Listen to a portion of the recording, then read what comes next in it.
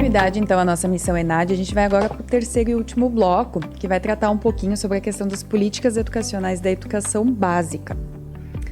E aqui a gente vai iniciar falando um pouquinho sobre a questão do domínio de informações sobre a estrutura e organização do sistema educacional brasileiro, incluindo as suas etapas, modalidades e também as políticas que são a ela associadas.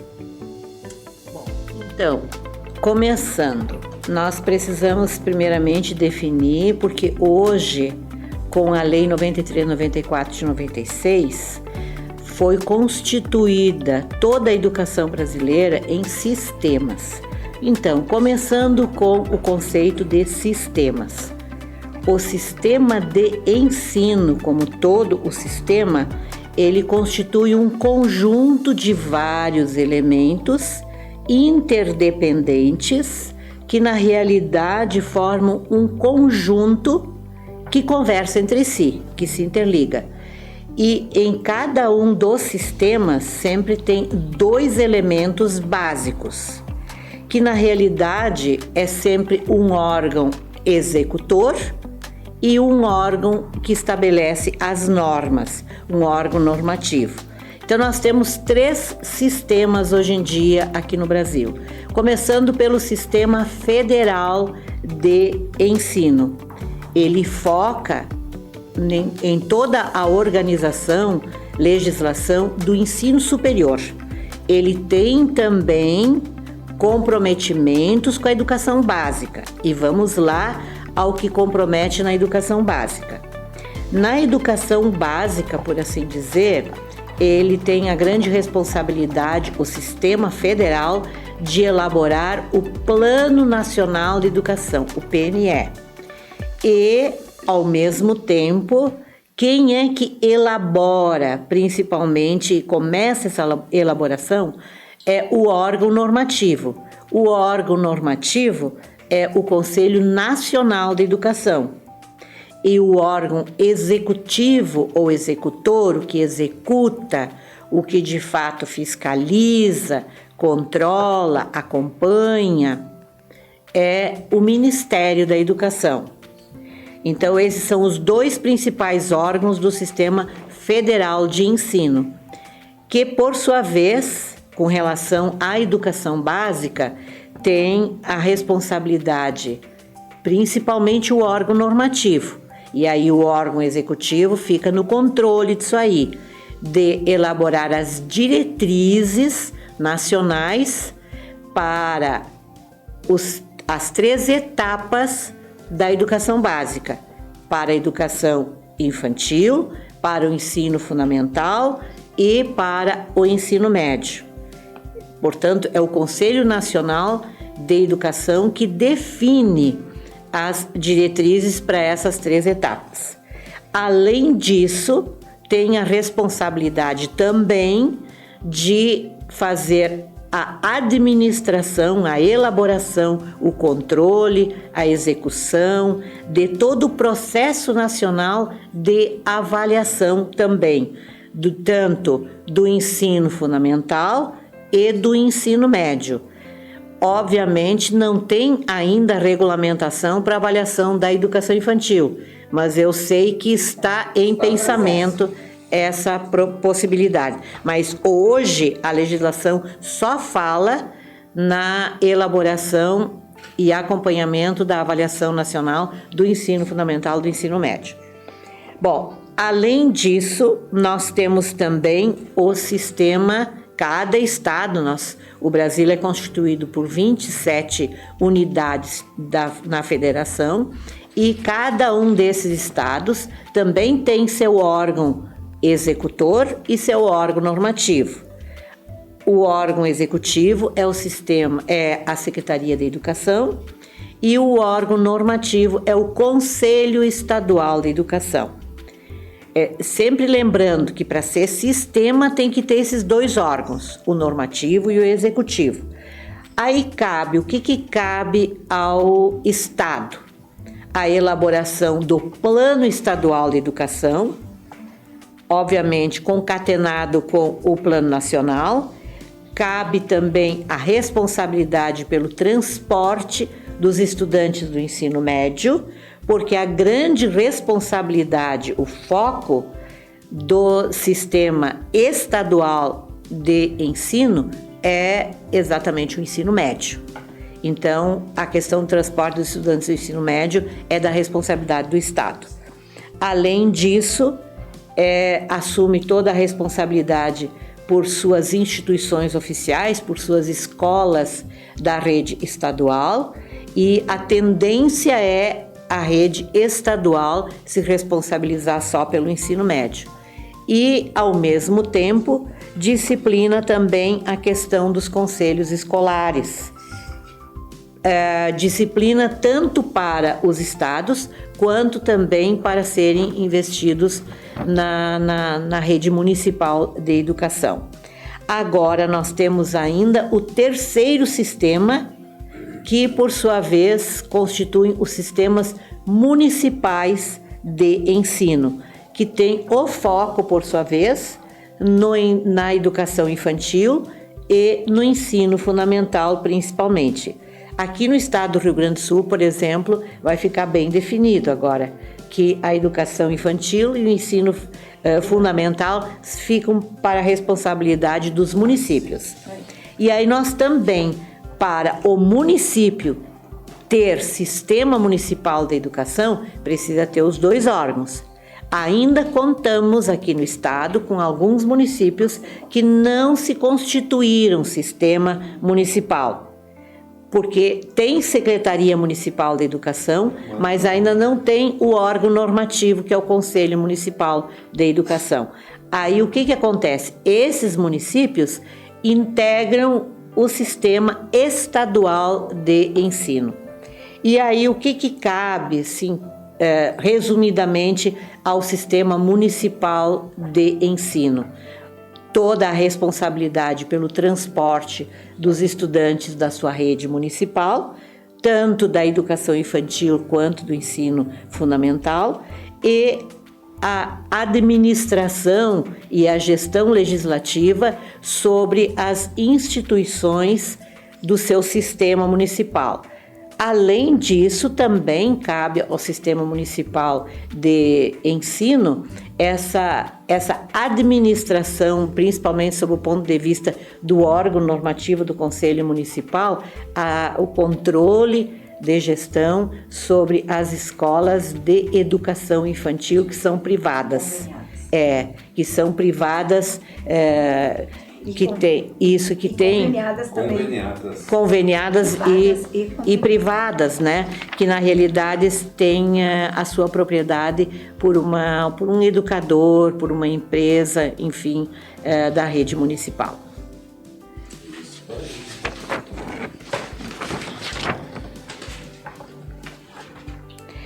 Bom, com relação aos níveis, porque nós permanecemos na mesma questão, né? Como essa questão foi bastante abrangente, agora nós vamos detalhar um pouco a questão da composição, por assim dizer, a partir da Lei 93/94 de 96, dos níveis da educação escolar aqui no Brasil. Níveis tem 2, educação básica e educação superior. Níveis só tem 2. Na educação básica, tem 3 etapas. Essas etapas da educação básica correspondem à educação infantil, o ensino fundamental e o ensino médio. Agora vamos uma por uma. A educação infantil, pelo que vocês podem acompanhar aí no slide, tem a responsabilidade pelo desenvolvimento integral, que na realidade incorpora o aspecto físico, psicológico, intelectual, social da criança até 5 anos de idade. E quando a gente fala em até 5 anos de idade, é até completar esses 5 anos no último dia antes de comemorar os 6 anos de vida. Né? Sempre corresponde a 5 anos, 11 meses e aqueles dias antes do aniversário dos 6 anos de idade. Isso é sumamente importante, porque às vezes as pessoas entendem que os 5 anos termina quando completa 5 anos. Quando fecha o 4. Isso. 11. Isso é importante. Então, o limite de idade sempre é um dia antes de completar a nova idade. A creche, e por sua vez, a legislação distribui essas crianças em esses bebês, essas crianças bem pequenas, crianças pequenas, em creche, agrupa em creche os bebês e crianças bem pequenas até 3 anos de idade. 3 anos, 11 meses e tantos dias antes de completar 4 anos. E pré-escolas, a partir dos 4 até 5 anos, 11 meses. E tantos dias antes de completar 6. Porque a partir dos 6 anos de idade é a idade que a legislação estabelece para a entrada no ensino fundamental, no primeiro ano do ensino fundamental. Bom, com relação à frequência, o que a legislação observa, ela na realidade ela estabelece 60% de frequência só a ser controlada na parte da pré-escola, para crianças a partir dos 4 anos de idade, que na realidade é a partir dos 4 anos de idade que começa, por assim dizer, a obrigatoriedade dos pais, das famílias, matricularem seus filhos, né? E o ensino fundamental, por sua vez, ele tem a duração de 9 anos atualmente. Esses 9 anos de escolarização, anos integrais de escolarização, eles começam aos 6 anos de idade. E aí existe um divisor de águas. Se a criança completa 6 anos de idade até o dia 31 de março, ela é matriculada no primeiro ano. Se ela completa 6 anos de idade a partir do dia da mentira, que é o dia 1º de abril, ela vai ficar matriculada na pré-escola ainda por mais um ano. Então, essa é uma determinação legal mesmo que está estabelecida pelo sistema federal, né? Bom, e efetivamente assim o que nós temos ainda para mencionar é sobre o ensino médio. O ensino médio tem a duração de 3 anos e, na realidade, ele é constituído hoje por formação geral básica e também tem os itinerários formativos. As trilhas. Que nós chamamos mais de trilhas e o sistema chama de itinerários, né? E essa formação geral, agora está estabelecida no novo ensino médio, ela precisa, na realidade, ser constituída com uma carga horária mínima de 2.400 horas nesta revisão. Além disso, vamos ainda fixar assim, já que estamos tratando do novo ensino médio, o novo ensino médio, na realidade, pela BNCC, pela Base Nacional Comum Curricular, ela precisa apresentar os seguintes componentes: linguagens e suas tecnologias, e aí a composição tem que ser feita pela língua portuguesa e a sua literatura, né? A língua inglesa como segundo componente, as artes e a educação física. São 4 componentes nas linguagens. Se por um acaso a escola tiver interesse tanto de estudantes quanto até mesmo de docência, a segunda língua, além da portuguesa, além do inglês, pode ser o espanhol. Ela é optativa daí. Depois entra a matemática, por assim dizer, esse módulo da matemática. E está também definido que tanto a língua portuguesa quanto a matemática tem que estar constando nos 3 anos na carga horária da escola. Além disso, tem as ciências da natureza, que precisam estar, de fato, definidas em biologia, química e física, bem explicitado no horário da escola. E as ciências humanas, que precisam também estar devidamente especificadas com 4 componentes, com a história, a geografia, que já vem do ensino fundamental, mais a sociologia e a filosofia, né?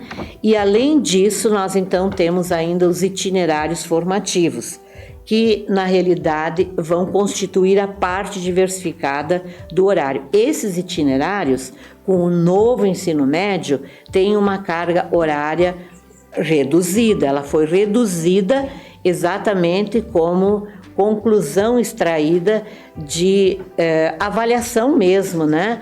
Realizada junto a professores e estudantes do ensino médio, para 600 horas.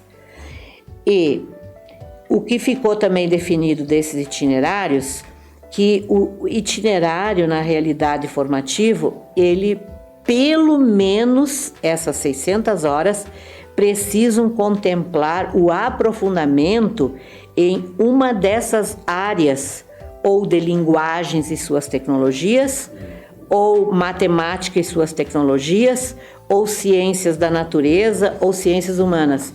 Quer dizer, reforça um dos módulos aqui por mais 600 horas de acréscimo. Essa definição é definição para a escola assumir.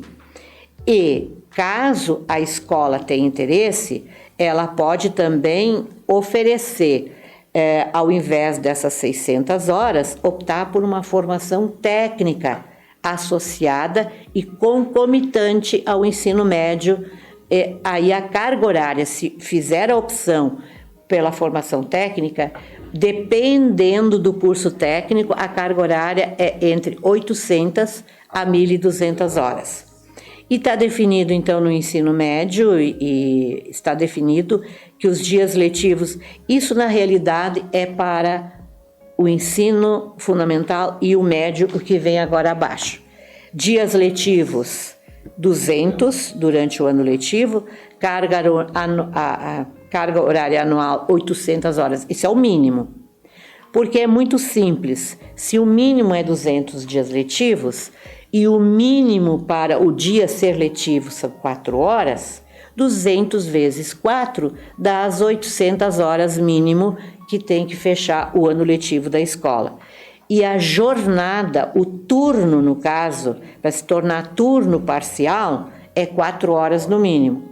E para o turno integral, que agora está entrando com toda a força no ensino médio principalmente, o turno integral tem que ter no mínimo a carga horária de 7 horas. Inclusive, hoje tem uma reportagem sobre a jornada integral, né, a partir de 2025. Porque aqui no estado do Rio Grande do Sul, muitas escolas foram promovidas, né, ao turno integral, tempo integral. E também a gente pontua que a legislação estabelece que o mínimo de frequência é de 75% para o ensino fundamental e médio. Agora, com relação às modalidades de educação escolar, ainda para ficar estabelecido. Na legislação, e aí tu pode depois até acrescentar ainda, tem mais 3 aqui. A educação profissional técnica, de nível médio, é uma modalidade. Outra modalidade é o EJA, ou a EJA, a educação de jovens e adultos, aonde na realidade o estudante que não estudou na idade regular, ele pode na realidade optar por cursos e exames. E aí a recomendação sempre é, tanto para cursos quanto para exames, que para concluir o ensino fundamental a idade mínima seja de 15 anos, porque para concluir o ensino fundamental, porque para cursar regularmente o ensino fundamental e com a aprovação em todos os 9 anos, o estudante, em regra, termina com 14 anos o ensino fundamental. E se ele não termina o ensino fundamental até 14, ele pode praticar ou buscar a EJA a partir dos 15 anos de idade para completar sua escolarização de ensino fundamental. E a idade mínima para tanto prestar o exame quanto o curso em nível de ensino médio é 18 anos. Né? Ainda temos, além da educação técnica, da EJA, nós temos a educação especial, né? Que no caso é oferecida, ela é uma modalidade, mas o estudante que se enquadra em educação e que merece essa educação especial, ele precisa estar matriculado preferencialmente na rede regular de ensino, né? E esses estudantes justamente que apresentem então deficiência, algum transtorno de desenvolvimento ou que tenham uma superdotação. Além disso, nós temos também como modalidade a educação indígena, a quilombola, Quilombolas do campo. e a educação do campo. E ainda temos a presencial e a EAD. E temos ainda a educação à distância, isso mesmo, que são modalidades que nós temos que também agregar aí. Bom, aí nós temos a parte que vamos indo para a finalização, que na realidade explora essa questão da questão de riscos, de violência, de vulnerabilidade social dos estudantes. Como é que, afinal de contas, a lei, por assim dizer, prevê esse atendimento? Aí eu deixo bem claro que a própria Lei 93/94, ela fez vários ajustes de responsabilidades atribuídas à escola, tanto em 2009, quanto 18, quanto 19. E deixou também registrado na própria Lei 93/94 que o sistema estadual, e obviamente também cabe ao sistema municipal quando ele existe, notificar o conselho tutelar quando, no caso, um estudante apresenta faltas acima de 30% do percentual que a lei possibilita. Quer dizer, é um aluno bastante faltoso, aí cabe à escola, na realidade, notificar o conselho tutelar a respeito disso. Ao mesmo tempo, informar pai e mãe que sejam conviventes ou não com seus filhos, né? E se for o caso, os responsáveis legais, porque hoje em dia o conceito de família ele se tornou até mais abrangente do que pai, mãe e filho, né? Sobre a frequência e rendimento dos alunos. Quer dizer, é uma grande responsabilidade socializar a família a questão da frequência e rendimento dos alunos. E a questão agora de bullying, por exemplo. Se surgirem tipos de violência, intimidação sistemática, que se caracteriza como bullying no ambiente das escolas, também a escola tem que assumir essas medidas de conscientização, de prevenção e de palestras e de encaminhamentos de proteção aos estudantes que, por um acaso, estejam submetidos a tipos dessa natureza de violência. Cabe também à escola promover cultura da paz nas escolas. E, por último, o que a lei, na realidade, estabelece, promover com esse fechamento também um ambiente escolar seguro, especialmente prevenindo o uso e a dependência de drogas, que é um outro problema muito que pontual. Isso. Então, fechando, estas são as responsabilidades da escola, principalmente nessa questão de riscos, violência e vulnerabilidade dos estudantes. Eu queria destacar, né, que é importante essa palavrinha redes de proteção social. Então, é um trabalho colaborativo atribuído à escola com os diferentes segmentos, além das secretarias municipais de educação, as secretarias municipais de saúde, o SUS, os conselhos, né, que envolvem a questão de violência e com o Ministério Público também. Isso, então, é uma rede de proteção social bastante importante e destacada aqui pela professora Lucília. Exato, porque se, por exemplo, o Conselho Tutelar não dá conta, aí vai-se para o Ministério Público. Bem comum. Esse é o nosso fechamento e, da mesma forma, nós três professores juntamente com a Angélica, desejamos a vocês muito sucesso na aplicação de toda a sua inteligência, de toda a construção do seu conhecimento nas questões da prova do ENAD, e obviamente nós desejamos um pleno sucesso a vocês, tanto a vocês quanto ao resultado do ENAD que vocês também deixam para a sua instituição formadora, que é, no caso, a nossa Unisc. Então agora, dando sequência a esse terceiro bloco da missão ENAD, a gente vai ter as contribuições da Prof. Cleide, que vai trazer contribuições muito importantes na área da educação inclusiva.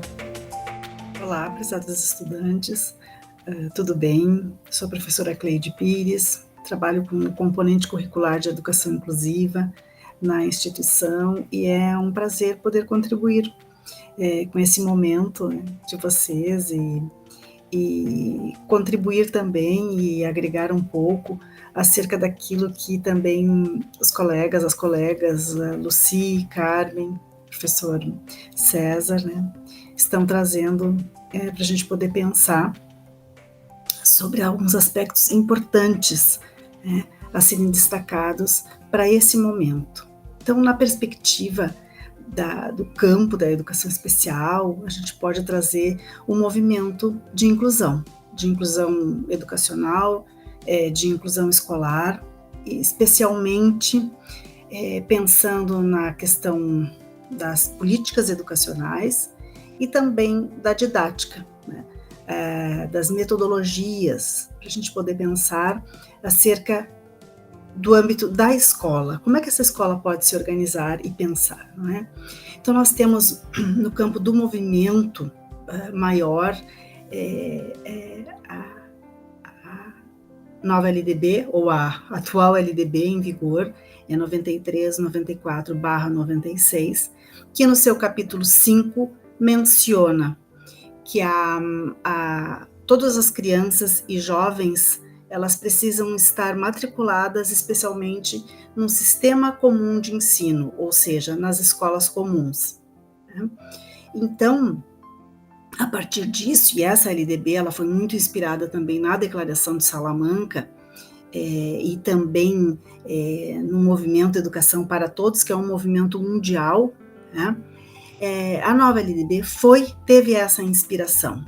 E a partir deste capítulo, esse capítulo então reverberou em outras tantas possibilidades, e aí nós temos um grande documento que, vamos dizer, a coluna vertebral da escola inclusiva ou da educação inclusiva no país, que é a Política Nacional de Educação Especial de 2008.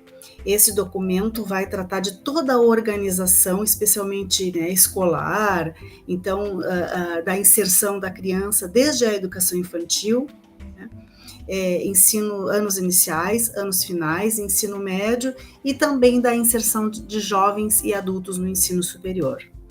Vai tratar da importância de haver também nesses espaços, e isso é muito importante, o apoio especializado, ou seja, lá nas escolas, o funcionamento, né, do AEE, do Atendimento Educacional Especializado, e nas instituições superiores, nas universidades, os núcleos de apoio pedagógico, de apoio de acessibilidade também para esse público-alvo da educação especial. O documento também, Política Nacional de Educação Especial, ele também aponta quem é esse público-alvo da educação especial, que são, então, pessoas com algum tipo de deficiência física, deficiência visual, deficiência auditiva, como a lei diz, né? Deficiência intelectual, superdotação e também o grupo, né, dos transtornos do espectro do autismo. Então, vamos dizer, esse grande grupo, né, é um grupo que compõe aí o alunado, o público-alvo da educação especial, que tem direito, via a essa política, né, do apoio pedagógico nos núcleos, no atendimento educacional especializado, bem como a garantia, então, e aí a gente traz um pouco, a partir desse apoio, então, dos centros e dos núcleos e também do AEE, esse público-alvo, ele tem a garantia, e aí a gente faz a relação com a questão da didática e da metodologia, ele tem o direito, né, de receber, né, um plano flexibilizado.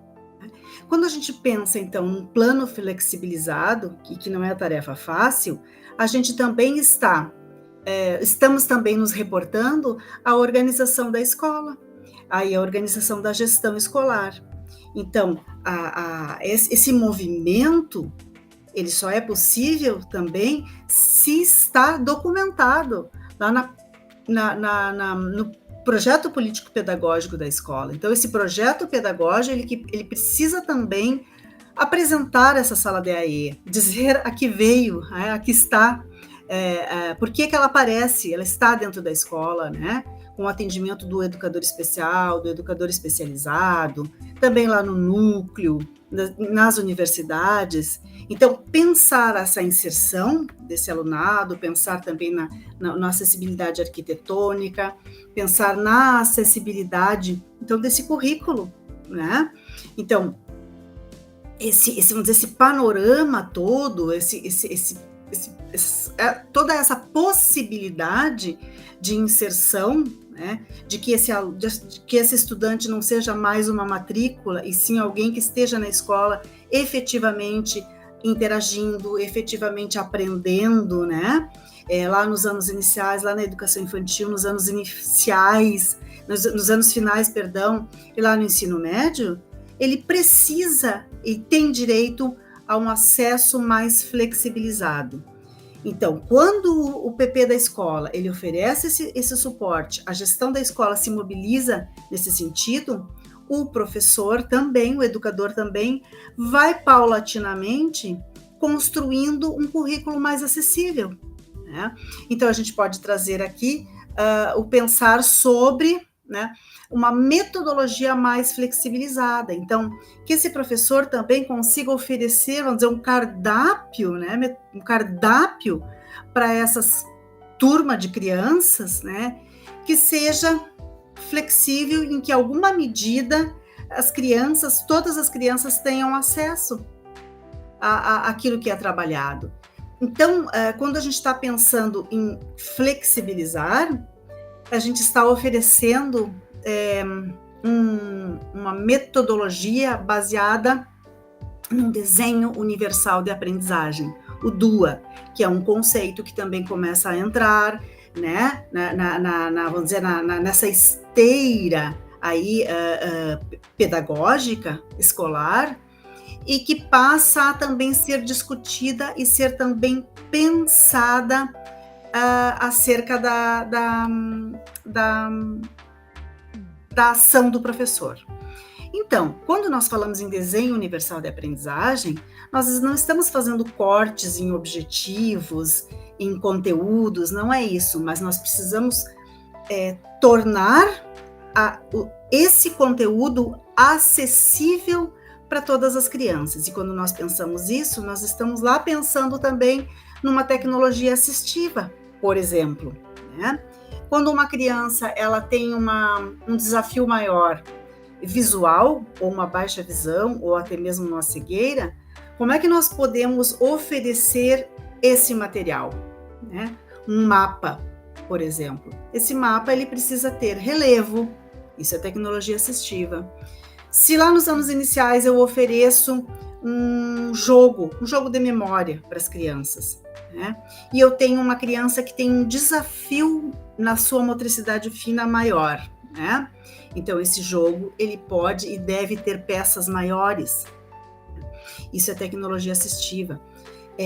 Quando nós nos reportamos à tecnologia assistiva, nós geralmente pensamos no uso do computador. Também é isso, mas não é só isso. Então, a metodologia do professor, quando ela é modificada, ela é pensada, ela também passa a ser, em alguma medida, uma tecnologia assistiva, né? Se a criança não consegue fazer a apreensão do lápis, eu posso fazer o uso da aranha-mola. Eu posso produzir um engrossador de lápis, um engrossador de canetas, né?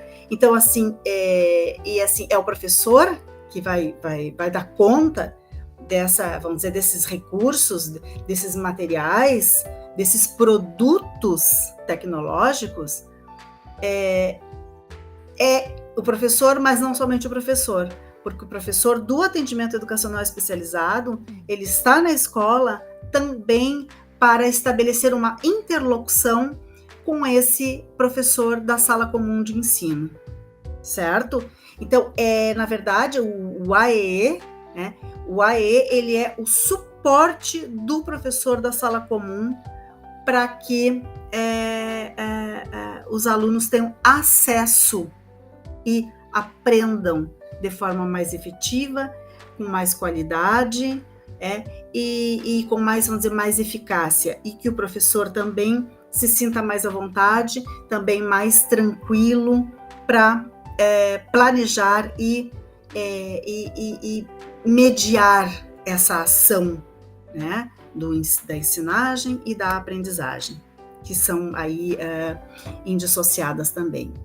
Então, existe todo um movimento, e isso é importante, né, que se diga quando a gente pensa em educação inclusiva, que ele perpassa todo um movimento que é político, que é legal, né, e que percorre a escola, chegando para essa gestão que também se organiza nesse sentido, e perpassando o grupo de professores que passam a pensar numa escola mais acessível, onde todas as crianças, em alguma medida, também se beneficiam dessas acessibilidades, e também estabelecendo uma relação mais efetiva e mais tranquila com seus colegas, enfim, colegas com deficiência, colegas que não tenham deficiência, colegas com transtorno do espectro do autismo, com colegas com superdotação ou altas habilidades. Então, essa escola vai se efetivando, vai sendo construída no dia a dia. O movimento de educação inclusiva não é algo que se espera que esteja pronto, né? Mas ela parte de uma... Ela tem uma partida, sim, né? Que são os movimentos políticos, documentais, mas ela também tem um pensar político que é do dia a dia, da constância do professor, da escola, dessa gestão, né? Da gestão também das universidades, que pensam esse dia a dia mais acessível, né, para as pessoas, público-alvo da educação especial. Certo? Então, é importante que vocês tenham, né, muito presente que esse movimento de inclusão, ele é um movimento que é mundial, né, que perpassa essa organização escolar com uma ideia de uma escola que é para todos, para todas as pessoas que queiram e que devam estar inseridas nela, né? E que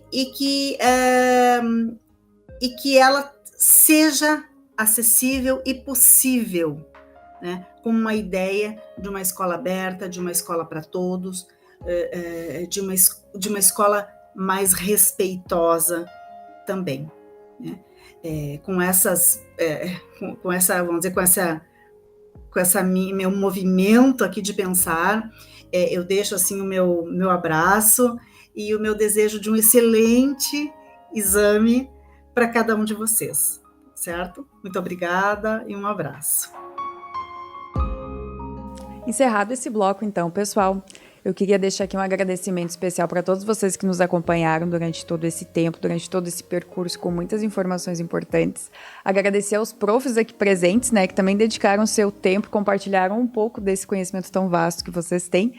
Também agradecer a toda a equipe que está aqui com a gente, trabalhando nos bastidores, que são as pessoas que não aparecem, mas que têm um trabalho fundamental para que tudo funcione, né? Então, acho que é isso, pessoal. Mais uma vez, muito obrigada e uma boa prova para todos vocês.